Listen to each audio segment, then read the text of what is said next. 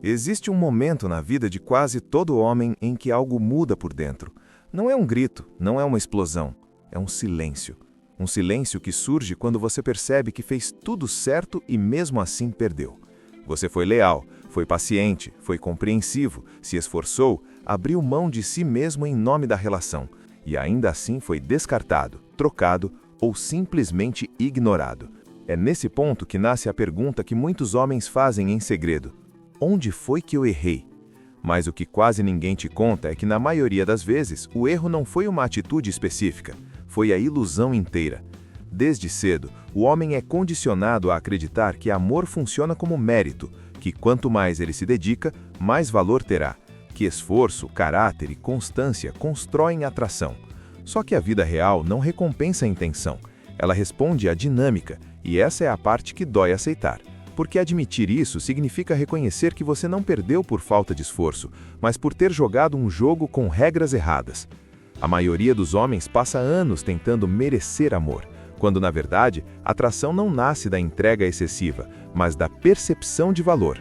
E quando esse despertar acontece, ele não vem como libertação imediata, ele vem como luto. O luto da ideia romântica, o luto da promessa que nunca se cumpriu, o luto de tudo aquilo que você acreditou ser verdade. Muitos tentam ignorar esse sentimento, outros se revoltam, alguns se culpam, mas poucos fazem a pergunta certa. E se o problema não for eu, mas o que me ensinaram a acreditar? Se em algum momento da sua vida você já sentiu esse choque silencioso, deixe o like agora, não como apoio ao vídeo, mas como um sinal de que você reconhece essa experiência. E se inscreve no canal. Aqui não existe discurso confortável, nem promessa vazia, existe clareza. E clareza no começo dói, mas depois liberta. Porque entender essa verdade cedo pode te poupar anos de desgaste emocional, esforço desperdiçado e escolhas erradas. E no próximo capítulo, a gente vai falar exatamente sobre o erro invisível que os homens bons cometem sem sequer perceber. Existe um erro que destrói a atração e o respeito mais rápido do que qualquer traição ou conflito aberto. E o mais perigoso é que ele parece virtude. Esse erro é ser bom demais sem perceber o custo psicológico disso. O homem bom acredita que está fazendo o certo. Ele escuta, cede, compreende, evita conflito, prioriza a relação e se adapta constantemente. Ele pensa que maturidade é sempre engolir o próprio desconforto. O problema é que no mundo real, esse comportamento não comunica valor, comunica necessidade. E necessidade não gera respeito, gera controle. Quando um homem começa a se moldar demais para manter alguém por perto, ele envia uma mensagem silenciosa, mas poderosa: eu preciso mais disso do que você. E no momento em que essa dinâmica se estabelece, a atração começa a morrer, não porque o homem seja fraco, mas porque ele abriu mão da própria posição. O erro invisível do homem bom é confundir bondade com autoanulação. Ele acha que ser compreensivo significa aceitar tudo, que ser maduro significa nunca impor limites, que amar significa sempre ceder. Só que toda relação saudável precisa de tensão, contraste e limites claros. Sem isso não existe polaridade, e sem polaridade não existe atração. O homem bom costuma entrar em negociações emocionais o tempo todo. Ele explica demais, justifica demais, pede desculpa até quando não errou. Ele tenta provar que é suficiente quando deveria apenas sustentar quem ele é. Aos poucos, ele deixa de ser visto como parceiro e passa a ser visto como garantido. E o que é garantido deixa de ser valorizado. Esse é o ponto que muitos homens não querem aceitar. Respeito não nasce do quanto você entrega, mas do quanto você não precisa implorar. Quando você abandona seus limites para manter alguém, você ensina a outra pessoa que seus limites não importam. Quando você sacrifica sua identidade para evitar perda, você já perdeu.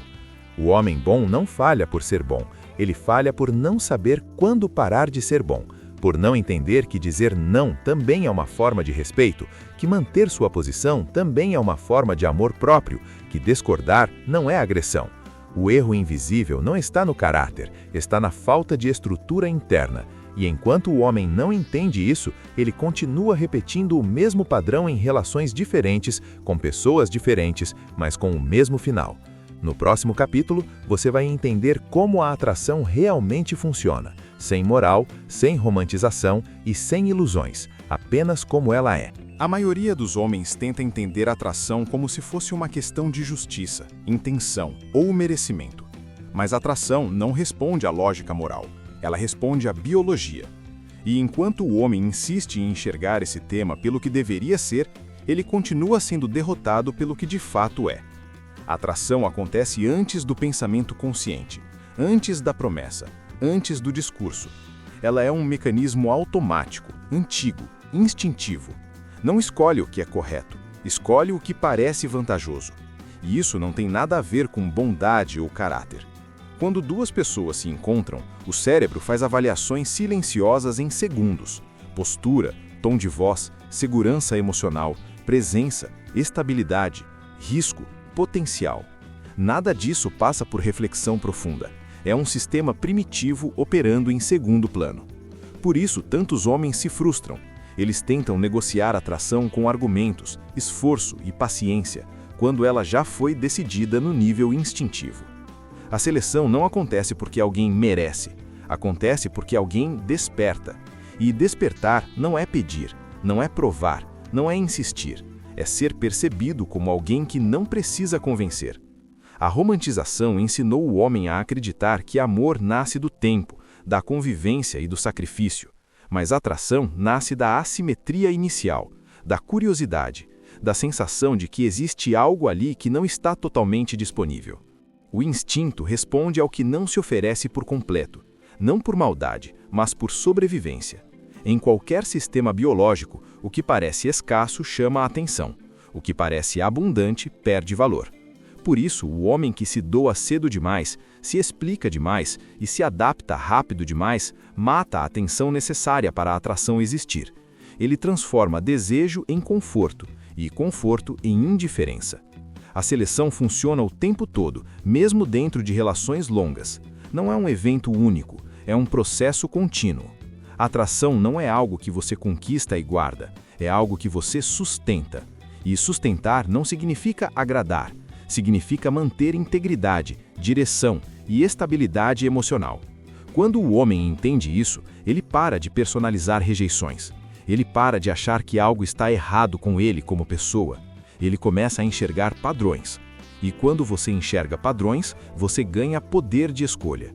Não para manipular ninguém, mas para parar de se colocar em posições onde sempre perde. A atração não é cruel, ela é indiferente. Não se importa com promessas, histórias ou intenções. Ela responde ao que é percebido como forte, sólido e autossuficiente. Quando o homem abandona a fantasia moral e encara essa realidade sem raiva e sem vitimismo, ele dá um passo importante. Ele deixa de lutar contra o jogo e começa a entender como ele funciona. E no próximo capítulo, você vai ver exatamente o momento em que essa dinâmica muda e por que, em muitos casos, a perda de atração não acontece de repente, ela é construída aos poucos. Para muitos homens, a perda de interesse parece repentina. Um dia está tudo bem, conversas fluem, proximidade existe, planos são feitos. No outro, algo esfria. As respostas ficam curtas, a atenção diminui, o entusiasmo desaparece. E o homem fica preso à pergunta errada: o que aconteceu de repente? A verdade é que na maioria das vezes não aconteceu de repente. A mudança foi silenciosa, gradual e previsível. Apenas passou despercebida. O momento em que ela muda não nasce de um evento isolado, mas de um acúmulo de pequenas concessões, de limites não mantidos, de energia masculina que foi sendo retirada da própria vida e colocada exclusivamente na relação. O padrão começa quando o homem deixa de ser centro da própria existência, quando ele reorganiza tudo em função dela, quando sua rotina gira em torno da aprovação, quando suas decisões passam a depender do humor do outro. Nesse ponto, algo essencial se perde: a assimetria inicial. Aquilo que antes despertava curiosidade passa a ser previsível. Aquilo que parecia sólido começa a parecer disponível demais, e disponibilidade excessiva não gera segurança emocional, gera desinteresse. O erro dos homens é acreditar que mais presença resolve perda de atração. Eles tentam compensar com atenção, mensagens, explicações, carinho extra, mas isso acelerará o processo, porque inconscientemente a mensagem transmitida é clara: eu tenho medo de te perder. e medo não inspira desejo. O padrão ignorado é simples, mas difícil de aceitar. A atração diminui quando o homem para de sustentar a própria estrutura, quando ele troca direção por adaptação constante, quando abre mão do silêncio confortável e passa a preencher tudo com justificativas, quando aceita comportamentos que o desrespeitam para evitar conflito. A mudança não acontece porque ela enjoou sem motivo. Ela acontece porque a dinâmica se inverteu. Quem antes parecia sólido, agora parece dependente. Quem antes tinha limites, agora negocia tudo. E o respeito, assim como a atração, não sobrevive nesse cenário. Muitos homens confundem essa fase com falta de comunicação. Acreditam que conversar mais vai resolver. Mas não se trata de palavras, se trata de posição. A atração não se reconstrói com explicações, mas com postura. Quando o homem entende isso tarde demais, ele olha para trás e percebe os sinais que ignorou, o desconforto inicial que ele abafou, as pequenas faltas de respeito que ele tolerou, as concessões feitas para manter a paz. Tudo isso construiu o momento da mudança, não por crueldade, mas por dinâmica. E enquanto o homem não reconhece esse padrão, ele continua repetindo a mesma história com pessoas diferentes, acreditando que o problema é sempre o outro. No próximo capítulo, vamos falar sobre o preço real que o homem paga quando insiste nesse erro e ignora esses sinais até o fim. O preço que o homem paga raramente aparece no começo. Ele não vem com aviso, não faz barulho, não assusta de imediato. Ele se acumula em silêncio. Pequenas concessões feitas em nome da paz, decisões adiadas para evitar conflito, partes da identidade colocadas de lado para manter uma relação funcionando. No início, isso parece maturidade. Com o tempo, vira desgaste. O homem começa a viver reativo. Suas escolhas deixam de ser guiadas por convicção e passam a ser guiadas por medo de perder. Medo de ficar sozinho, medo de errar, medo de ser visto como insuficiente. E esse medo cobra juros altos. O desgaste emocional surge quando o homem percebe que está sempre tentando compensar algo que nunca é claramente definido. Ele se esforça mais, explica mais, entrega mais, mas nunca chega a um ponto de estabilidade real. A sensação é de estar sempre em dívida. Esse estado corrói a confiança interna. Aos poucos, o homem começa a duvidar do próprio julgamento. Aquilo que antes era certeza vira insegurança. Aquilo que antes era limite vira negociação. A perda de identidade não acontece de uma vez. Ela acontece quando o homem deixa de fazer o que o fortalece para manter o que o enfraquece. Amigos são afastados, projetos pessoais ficam em segundo plano, hábitos saudáveis são abandonados. A vida vai encolhendo. E quando a relação termina, o choque é brutal. Muitos homens descobrem tarde demais que não perderam apenas alguém, perderam a si mesmos no processo. O divórcio, quando acontece, é apenas a materialização final de um processo que já vinha ocorrendo internamente há anos. Não é o rompimento que destrói o homem, é a longa adaptação silenciosa que o precede. O impacto financeiro, a distância dos filhos, a sensação de fracasso, tudo isso pesa. Mas o golpe mais profundo é psicológico. É perceber que você abriu mão da própria estrutura, acreditando que isso traria estabilidade. Este não é um discurso de vitimismo. Não é sobre culpar o outro ou se colocar como vítima do sistema. É um alerta, um aviso claro sobre o custo de ignorar padrões. O homem que não entende a dinâmica paga com saúde mental, tempo e propósito.